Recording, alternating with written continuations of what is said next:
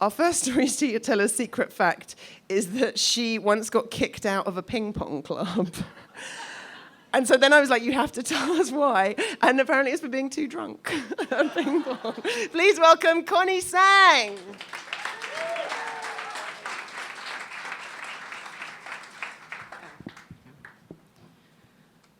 Frozen, deer in headlights, bashfully look down, and avoid. As a teenager, these were my default reactions to anything involving human interaction. So basically, boys, hey Connie. Teachers, oh my God, that was the worst. And then even extended to my friends on the phone, my best friends. Hey Connie, how's it going? And I'd have a script taped beside my phone of backup material of what to say if there was a second of radio silence. So I'd go, the Blue Jays won 8-2. My best friend didn't even like baseball, which was the worst part. So obviously I was really, really shy and really, really awkward. So for a person of my personality, it was natural to dive into television. So I spent my entire life watching TV. I'd record all these programs, rewatch them. I knew it was predictable. The phone wasn't predictable, people weren't predictable, but TV was. And what I loved the most was Saturday Night Live. It was a showcase of all the weirdest characters you could get, and I was just so happy to see other people that were more awkward than me. So like I'd be at home watching these over and over again, and it would infiltrate my mind, and I'd be in my own head, and in front of the mirror I'd be like impersonating Pat, like doing all these weird impersonations, and then putting on a baseball cap, and then putting my hair behind my ears like Wayne Campbell from Wayne's World, and I thought I was all cool. So needless to say, I decided to go study television in school, and I got accepted at Garrison, Radio and Television Arts. So I was happy for multiple reasons. I got to study TV, a path that I obviously was obsessed with. But second of all, I got to move to Toronto, a metropolis where I could hide. I was one among millions, and my awkwardness wouldn't show out. And it kind of worked. I had a blank slate, so I came into the city, and I was able to meet new people all the time. I'd go to CFNY, Much Music, stand in front waiting for my bands, and I'd befriend everyone in line. And in that section of my life, I was totally okay, but I was still rotten on the telephone, and I still hated talking to people of status and of authority. I couldn't stand it, but I knew I had to get over this, because as part of the Ryerson curriculum, it was stressed that we should really learn to network and really do anything we could just to get into the industry. It was really important to meet new people, expand our horizons, and meet important people to get us over that fear, and we'd be set for life, basically. So it was second year, and I thought, I need to get an industry job, oh my God, and I also need to get money, because the first year I spent all my funds on beer. So I was like, okay, I just need something, anything, and I happened to be at the faculty job board when the lab technician was putting a new one up, and I thought, oh my God, great timing. So I look at the ad, and it says, evening receptionist, $12 an hour, world-acclaimed post-production facility. And I think, oh my God, I didn't really think about evening receptionist or the post-production facility, but I had no clue what those two things were. I just thought, $12 an hour, I need this. So I go home, I decide to call them, I set up an interview, I was so nervous, I thought, this is my first professional interview. I don't know how I'm going to do, but I got to prepare myself for all the questions they're going to ask me. But funny thing was, she didn't ask me a single question. Basically, I get to the interview, she sits me down, and she goes, okay, so this role, it's the evening receptionist. It's for our facilities. Basically, we have a lot of high-profile clients that kind of do some work here after hours when most of us are gone. There's a lot of local and international and commercial directors, filmmakers, producers, very high profile, and we just want to have a front face for the company, make sure that they're greeted at the door with a smile, make sure you pass on the correct phone calls to them. If they need certain food, go and get it. Just whatever they want, they need to get it. Basically, you have to clean the rooms, make sure everything is perfect for them. Do you feel comfortable with the job?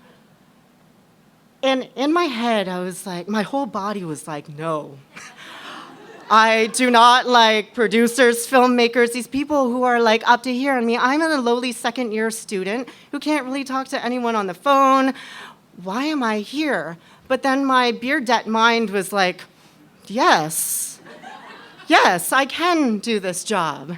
And so I nodded at her really nervously, and she goes, okay, when can you start? And I say, tomorrow? She's like, okay, good, I'll see you tomorrow. So I have this weird job without having any experience of what this role entails. It was so great, and I was getting paid $12 an hour, which is even great now.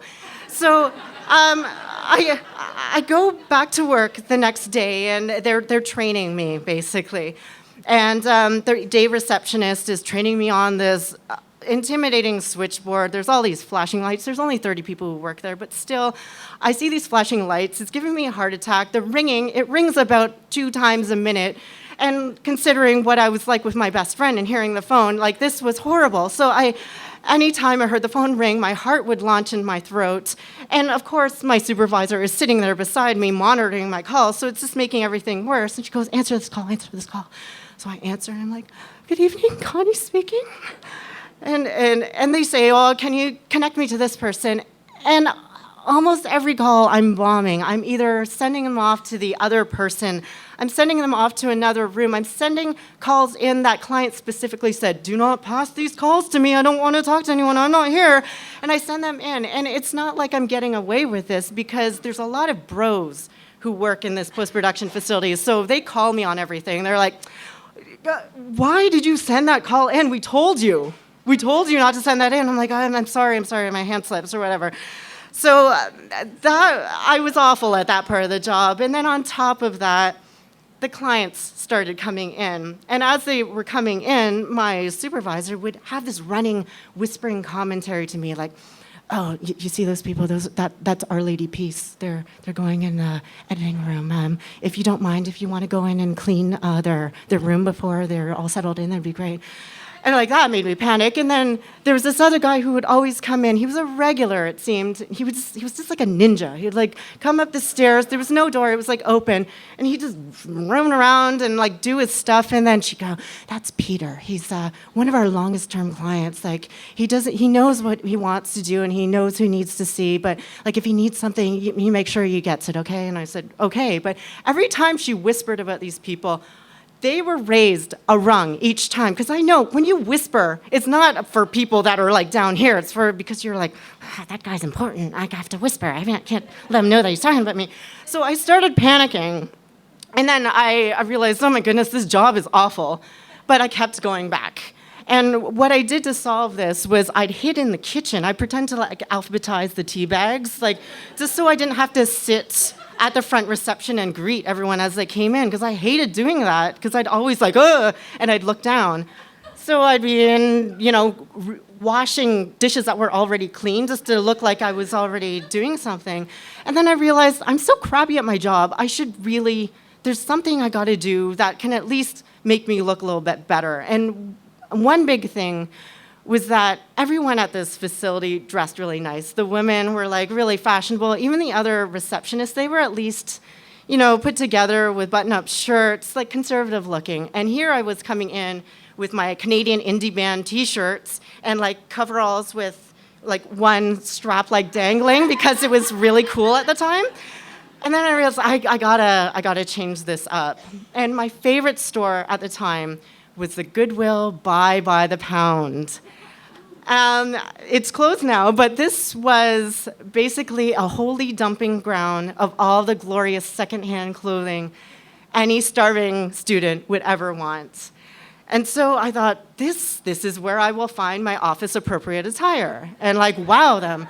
So I enter in and I go in on one of those great days where they're unfurling like their new donation bags and like it's like this. And I see from a distance like this white coming out of this one bag. And I'm like, I'm so there because it looked clean. So I run over there and I pick it up and it's a white button-up blouse. And like that's the ultimate for office-appropriate attire. So I think, okay, this looks fine. This looks like the right size. There's no stains on it. This is totally perfect. So I put it on. It's a tiny bit snug, but I'm thinking, okay, there's clothes on underneath. This is totally fine. So I take it home.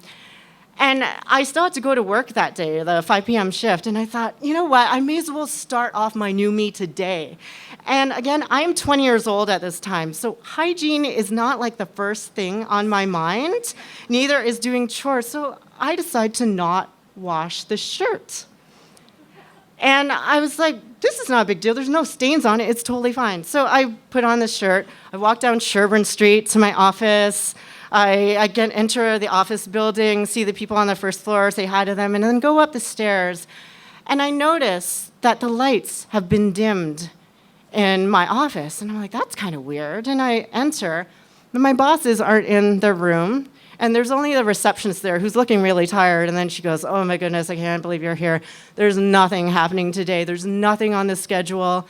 You're just going to have to sit here and play Solitaire and Minesweeper. This was before the internet. So you're going to have to play Solitaire and Minesweeper for the next 3 hours. And in my head, I was like, oh, I mean, I was displaying displeasure. But then in my head, I was like, I'm getting paid $12 an hour to play Solitaire? I can't wait to tell all my friends. So she goes off, she leaves for the day, and I'm playing an enthusiastic match of Solitaire, and it's very enthusiastic until half an hour passes, and I realize, man, this is really boring. Maybe I should actually try to pretend to do some work. So I decided to go on a tour of the facilities just to make sure that everything was clean and no one was there. And I walked through all the editing rooms. She was right. No one was there. Nothing was going on. There was one dude in the back, half asleep, stuffing popcorn in his face while he was doing some tape stuff. But he was not a worry. I just come back to my desk, and I'm like, wow, this is amazing. I get paid $12 an hour. This was my dream in high school. I'm working at a post-production facility. I'm on my way to my future. And I'm getting paid for this. And so, like, I put up back my arms, like, pretended to do that whole boss thing, and I thought, yeah, this is cool. And then after a while, I'm like, okay, this is starting to get boring, but then I realized, wow, it's too bad that no one is around today to witness this wonderful new shirt and my new me, because, like, this is why I wore the shirt. But as I was looking down, I realized that, yeah, it is a little snug. It was, like, puckering here a little bit. So what I thought I'd do is just unbutton the top 2 buttons. And as I was doing that, I flipped my shirt like this. And as that happened, the most noxious, pungent smell came filtering into my nose. And I'm like, this smell does not smell familiar. And I'm not trying to say this as, like, I don't sweat. Like, I do sweat. It's just that, I don't know if you know, but certain East Asian cultures don't have a specific sweat gland. It's called the apocrine sweat gland. We have fewer of them, which are responsible for a stronger body odor. So I know that this is not mine. And I'm looking down into this, I'm thinking, oh my God, I should have washed the shirt. And then second of all, I thought, oh, this is so great that no one is here. Like, I'm sorry, I wish that people were here, but I'm so glad no one's here to witness this god-awful smell. And I was just sitting there regretting the shirt, but after a while, you know how you just start adapting to them? And you know how sometimes foul smells start become a little fascinating?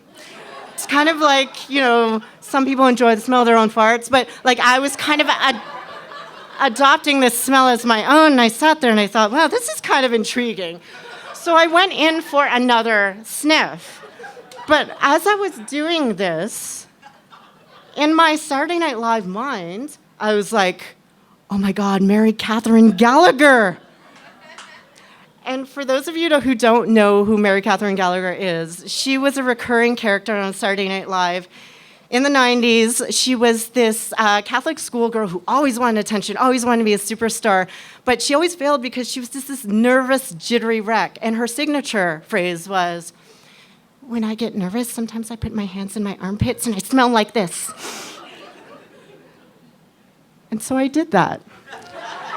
But I did it a little more subtle and more subdued because half of my mind knew I was in public. So I did this. Sometimes when I'm nervous, I put my hands in my armpits and I smell like this. And then I hear,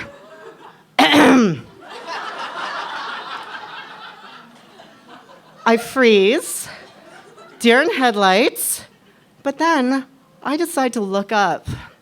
And standing in front of me is that ninja client, Peter. And for a second, I was mortified. I was completely mortified. And then the next second, I thought, well, maybe he just saw me do this. And I can really recover from this. So I thought, as I always do when I'm doing something weird in my face, I just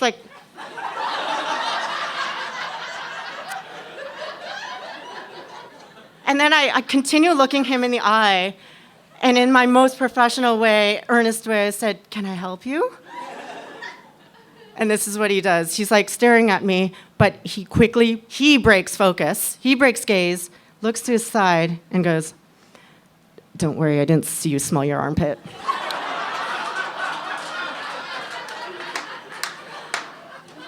I was gutted. This was like, he threw a wrecking ball in my chest, and then like flames were coming out of my cheeks.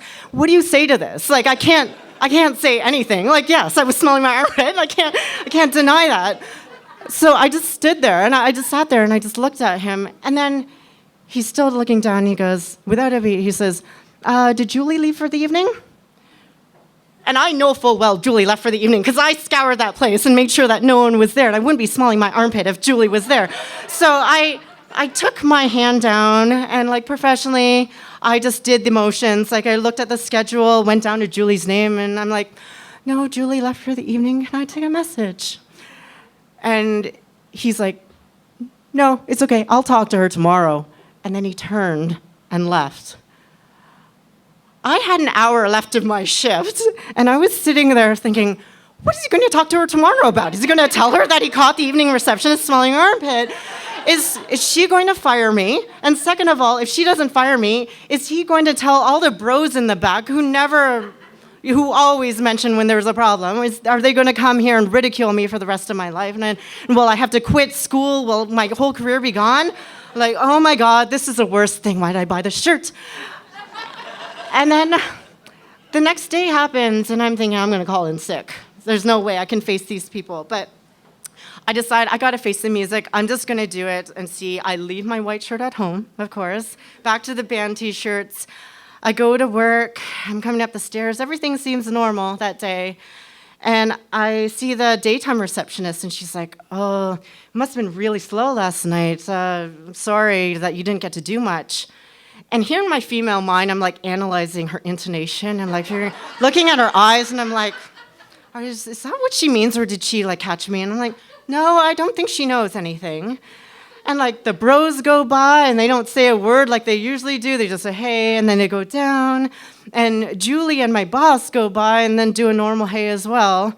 And then I see Peter come up like the ninja and go around, and he doesn't even look at me again. And that's when I realized, oh my God, me and Peter have this secret with each other. This is why people respect him, because he doesn't rat on second-year students who just happen to be smelling their armpit. This is so wonderful. And like as the next clients came to my desk, I looked up and I said, hi, can I help you, without breaking my gaze? And I realized at that point, I had an easier time looking at people in the eye, because once you look in the eye of someone who has caught you sniffing your armpit, you can do anything in the world that you put your mind to. Thank you.